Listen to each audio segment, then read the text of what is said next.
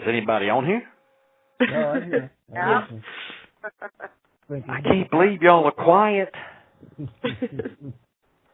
Y'all are usually full of some kind of statement or question or something.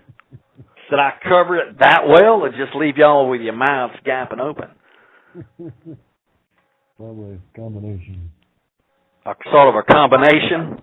Something that confuses me is when to be able to tell, like, if you've had a prophetic dream or not, if it's from the Lord or if it's something else. Well, that's a good example, and I'm not sure that I can answer that. Personally, I've only had one prophetic dream or dream from the Lord that I know of in my entire life. And I really didn't obey it. I probably shouldn't tell that, but that's the truth. But how do you know it was from the Lord? Well, I think that the way that you would know is the dream would have a spiritual content to it. And when you woke up, you would certainly feel at peace about it. I think if you were disturbed about it, I'd put that blame thing on the shelf. Now, I've got friends who claim to be able to interpret dreams. But to this date, I have not run into anybody who I felt like truly was able spiritually to give an interpretation of a dream. I think that when it comes to spiritual dreams, I think, number one, they should be obvious as to their direction. And it should be obvious that they bring peace and comfort, or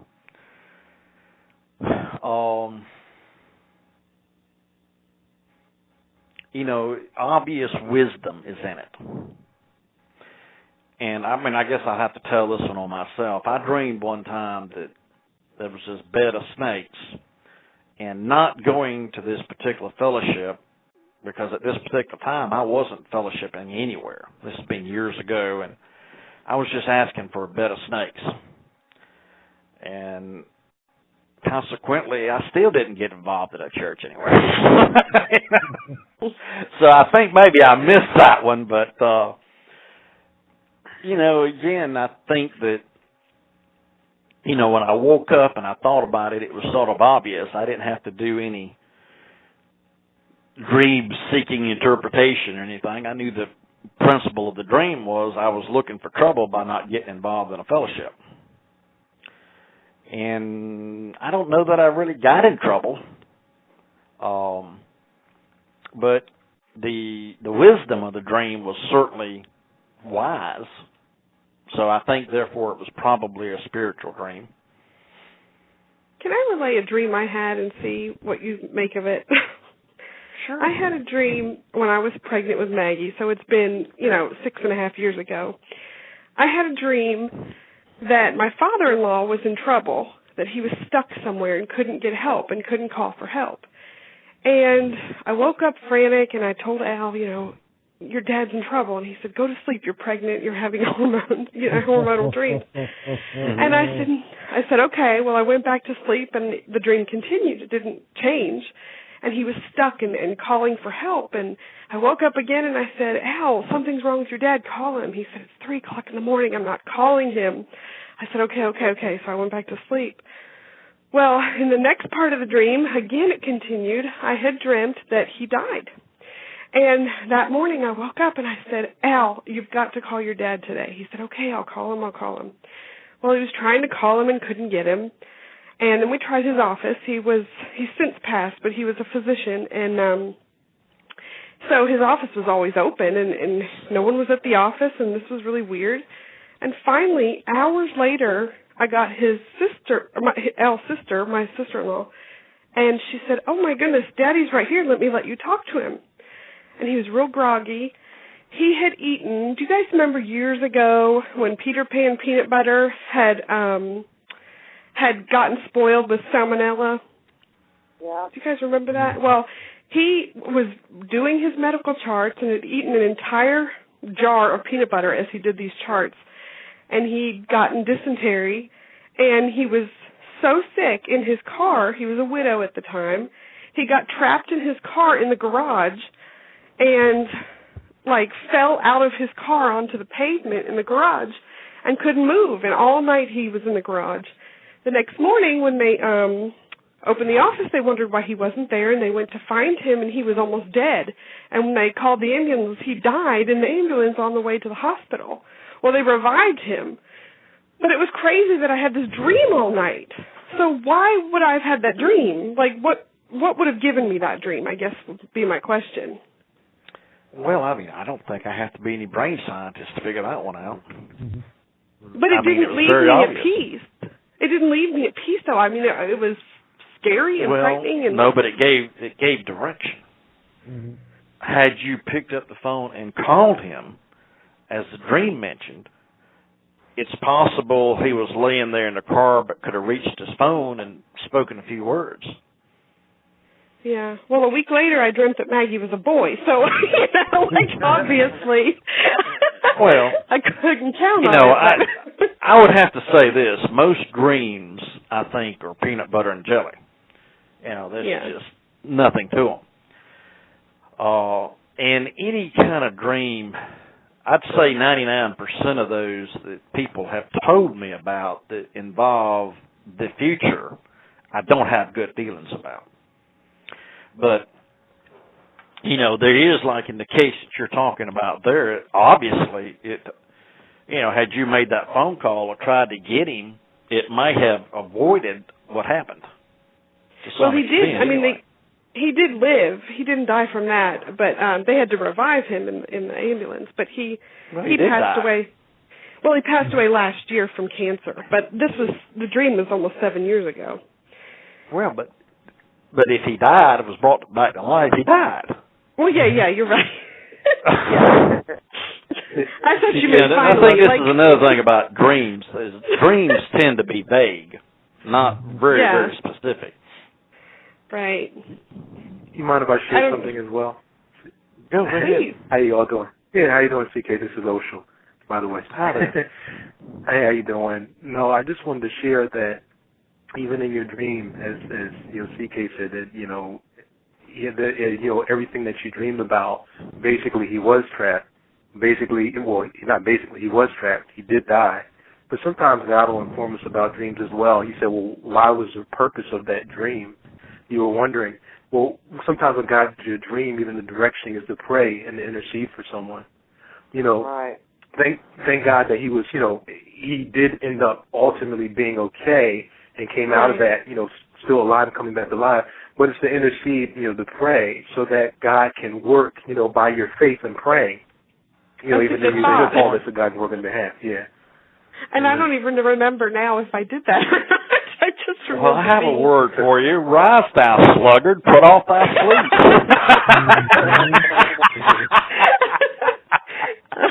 I think that's in Proverbs. A little sleep, a little slumber, a little phone into the hands to sleep. So shall thy poverty come upon thee, and thou wont as an armed man that travaileth. That used to be one of my favorite ones. Yeah, that's not that applies, Rachel, but just because I wanted to quote it. I used to have a friend that every time he'd go to sleep and wake up, I'd quote that to him. It would bother him to no end. But and anyway. who was that was saying about interceding? That was Oshel. I think that's how you pronounce your name, isn't it? Yeah, that's correct. It's Oshel. Yeah.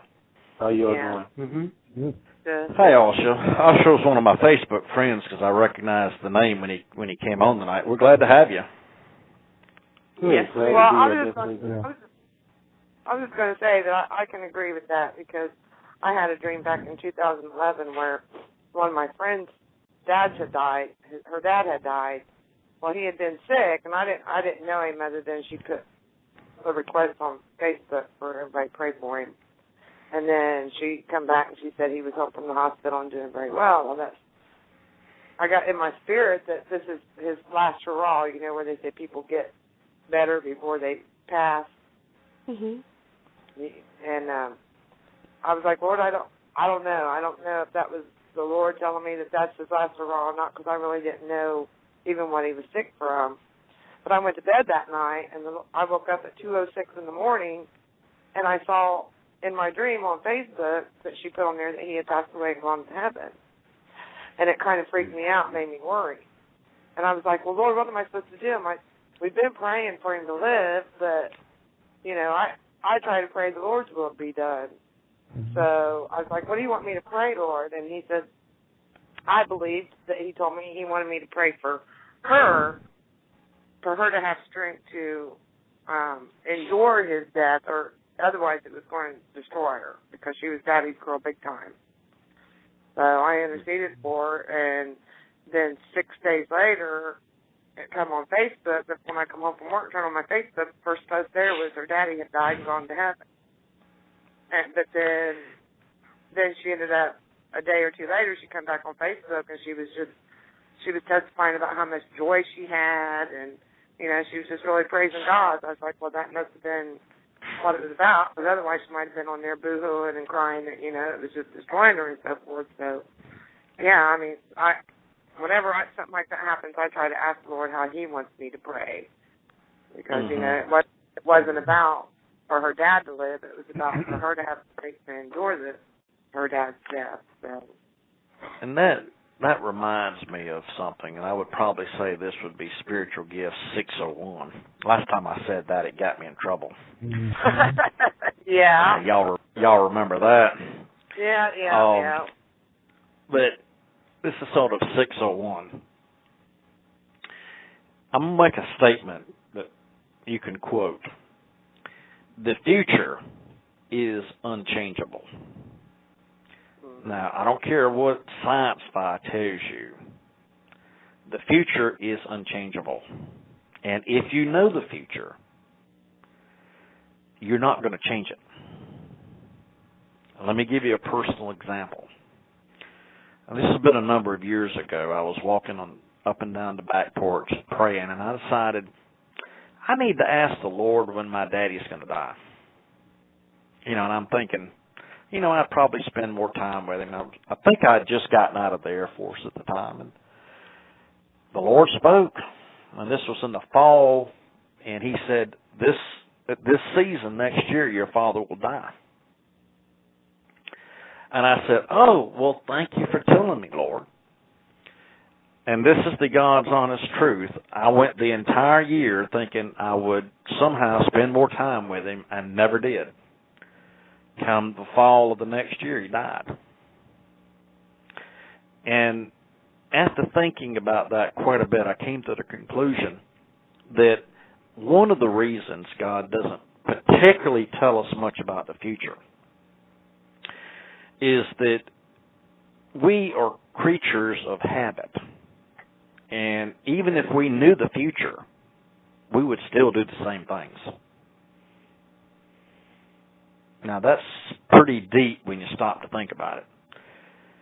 And I realized, even though I knew the future, I was sort of incapable of being anything different than I was. I just didn't spend any time with him that I thought that I might. Now, could I have prayed that the Lord extend his life? That might be possible. I can think of an example of Hezekiah, where the Lord extended his life. But I think for the most part, if there is prophecy, oh, by the way, I need to mention this to you too. You will not read this in any books about gifts of the Spirit, but you can put this in red ink and put it wherever you want to.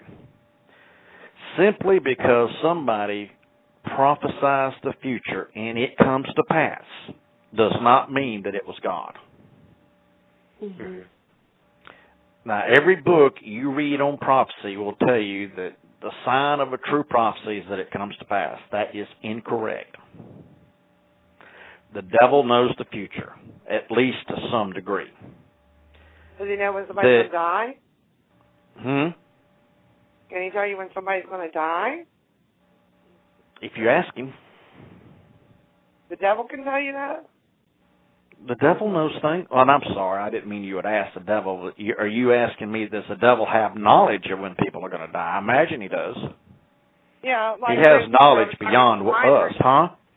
Yeah, like for instance, for my dream, I was, wasn't sure at first if that was, it's like, well, could that, other than before I got the confirmation, 6 days later he died, and I was praying for her strength and so forth.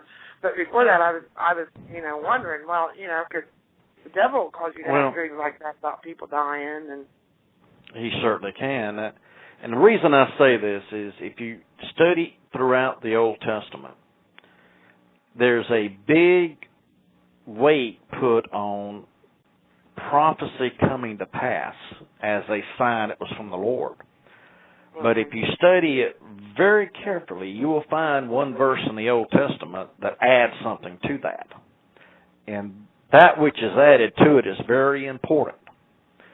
And that which is added to it states that if it leads one unto the service of the Lord. So it leaves open the idea that false prophets, if you would, could feasibly, correctly predict what's going to happen in the future. But the overall reasoning behind it would be, if it leads people astray from God, then it's not God. Okay. So anyway, long or the short of it is, the devil does know and have some knowledge of the future. To what degree, we're not told. So it's not enough that a prophecy comes to pass to confirm that it was from God, but it must also lead to God.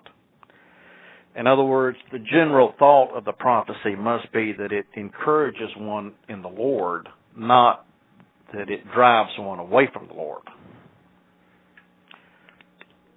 All right, back to y'all. Any other questions? CK, I just had a quick thought on that, just to piggyback, if you don't mind, just real quickly. Sure. I had a family member, two thoughts, that a family member at one time whose daughter died, and she said she did, in fact, go to someone that was, quote-unquote, a psychic to get information in general, and they mentioned something to her about her daughter's death. So just like you said, the enemy can give information. That's clearly the psychic being the enemy, devil, the knowledge that the devil has. But it didn't, it's not leading, didn't lead her closer to God. And when we look at the serpent in the garden, well, what did he tell Eve? Surely if you eat of the fruit, you'll have the knowledge of, good and evil. That's correct, yeah. things, but it led them obviously away from God. So when you look at all this, the UFO abductions and things like that, what do the quote-unquote the aliens tell the people? There's going to be a war, or this is going to happen. And some of that stuff comes to pass, but it's just meant for the purpose of the person believing more in the alien or looking at them as their savior versus God. So somebody's stringing you along with knowledge, to put you in a trap. That's different. And you have to, like CK, like you said, you have to be mindful that is this knowledge, leading you towards God, leading to a close relationship with Him. That's right.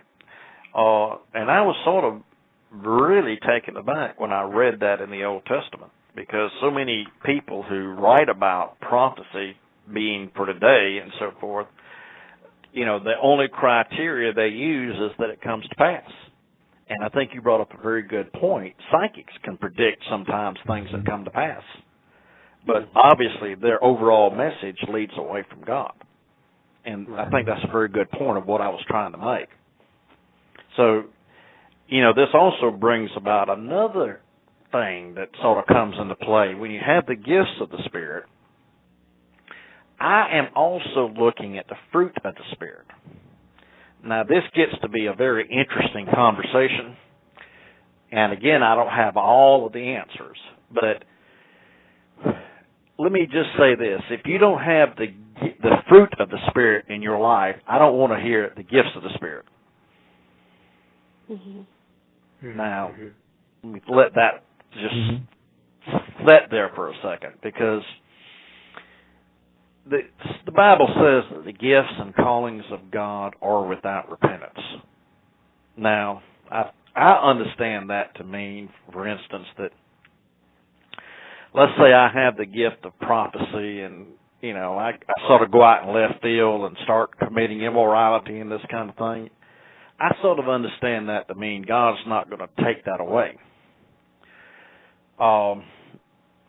Let me give you an example, and I won't call any names, but this particularly well-known evangelist, supposed to have miraculous healing powers and all this kind of stuff. A friend of mine was real taken with him and begged me to go hear him, and he's all over God TV and everything else, and I just don't feel good about him, but I went anyway. And thankfully the guy didn't even show up the night that I went, which sort of confirmed what I thought about him anyway. But he's got tattoos from the top of his head to the soles of his feet. And ended up being that he left his wife for one of the music leaders. And he is still in ministry. He's never stepped down. He was taken over by Morning Star and started operating with them. And that's out of Charlotte, North Carolina. And he tried to go to the UK, and the UK wouldn't even let him in it. So he's spending most of his time now down in South America, which, by the way, I don't guess they ask too many questions about morals down there. So the thing is, I guess what I'm trying to say is, if you've got bad morals, you don't have any fruit of the Spirit in your life, I'm probably not going to come here to hear what you got to say. Right. So I think that it's important that we develop godly lives that are without reproach. Not that a godly life is going to be any captivator of the gifts.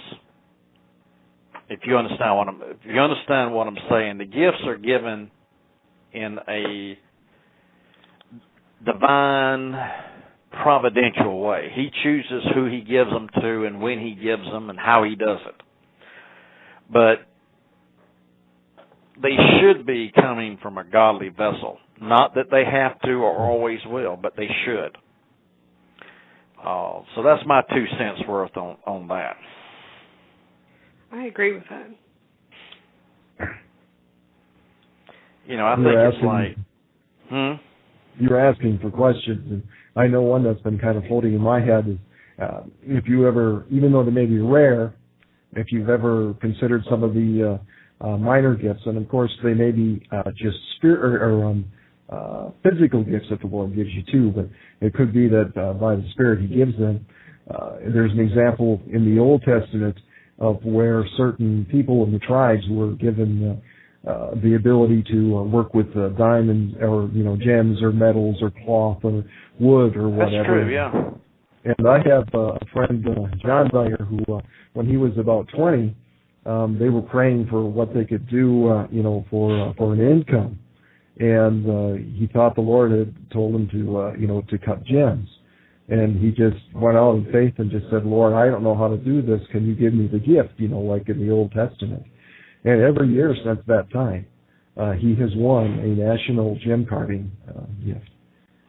It's not like everybody can reach out and get that, but I mean, the Lord put that on his heart and actually gave him the gift.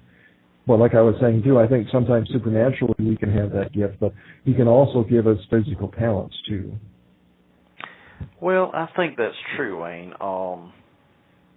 And I have a little bit of a story like that as far as writing goes.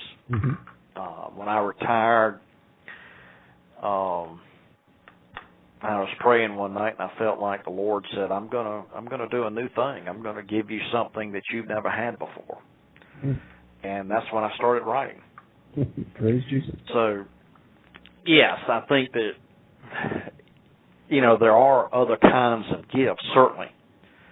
And I don't know if there'd be room enough in the world probably to even discuss all of them. It reminds me of it talked about the miracles that Jesus did, that there wouldn't even be room enough to write them all. And when we look at things as just as gifts from God, I think that they become innumerable, both in spiritual aspects and in physical aspects. And I think Corinthians is just talking about the charismatic power gifts, if you would, the manifestation in those respects. But certainly God's able to work outside of the box, so to speak. I just, excuse me, in relationship to what he was saying, I don't know what that was, I'm sorry, about the physical gifts. If I recall, I think there's an artist named Ben Tankard. It's like a Christian jazz artist. And if I recall, I think his testimony was that, just as you said, CK, you didn't know how, God gave you something new, that he didn't know how to play the piano. I don't want to be incorrect with that, like God, that gave him that ability and that he could just play, So that, just another one of those, like you said, physical gifts. And just as you said earlier, CK, something about, gifts, how they are sometimes given. I mean, even sometimes, we know about the Christian perspective and that realm, but just how also sometimes people can have giftings, even that you see in like the world, like, whether it be R&B or certain singers or different things, that may have a gift, but then how do you, like you said, there's where those morals come in. Are you living for God? How is it used? And if you don't use that gift for God, the enemy can then get in there and take what was supposed to be used for God and use it, to build his kingdom. Yeah. Well, listen, I hate to call this short tonight, fellas, women, gentlemen, ladies and gentlemen, but I've got to join Johnny Storm as a co-host on his show, and I've got to do that in the next couple of minutes.